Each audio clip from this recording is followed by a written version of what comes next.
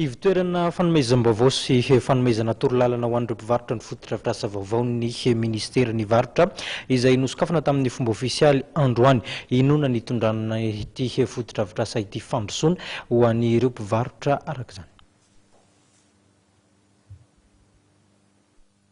Nosokafana tamin'ny fomba ofisialy io maraina io ny ivitoerana fanomezam-baovao sy fanomezana torolalana ireo mpivarotra eo anivon'ny ministeran'ny varotra izay napetraka etsy Ambohidahy. Entana namafisana ny ady amin'ny fisolokiana sy anampinareo olona mitantana asambarotra sy mpandraraha ara-barotra izany ivitoeran'izany hoy Ramatoa Ramalason Olga, ministry ny varotra. Ny fanokanana ilay ivitoerana lehibe anankiray ataontsika hoe centre d'information et d'orientation izay rantsana iray ifandraisan'ny ministère ny varotra amin'ireo mpanao asambarotra na koa ny mpandraraha ara-barotra. Ny tanjona amin'izany moa zany dia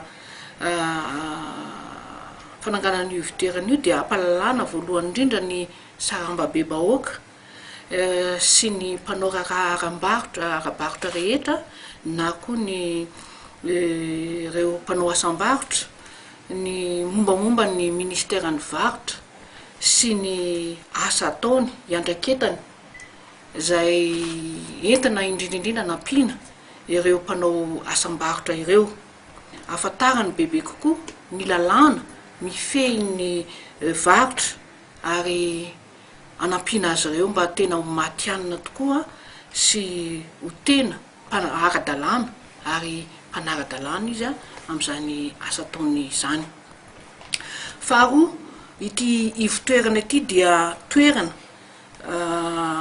filan-kevitra sy fanomezana ihany koa torolalana amin'izay anantona ireo sampan-draraha na direction tokony atonindreo mpanao raharam-barotra ireo eto amin'ny ministera. Tanjona amin'ny fananganana ity ivitoerana iray ity ihany koa ny fanampianareo mpivarotra eo amin'ny fanaovana taratasy. Misy koa ireo takelaka mifono, ireo torohevitra ilain'izy ireo sy ny fametrahana tompon'andraikitra manome torohevitra. Laharam-pamiana napetraka ihany koa ny fampiroboroboana ny fampandrosoana ara-toe-karena sy ny fanarahana ny fenitra iraisam-pirenena.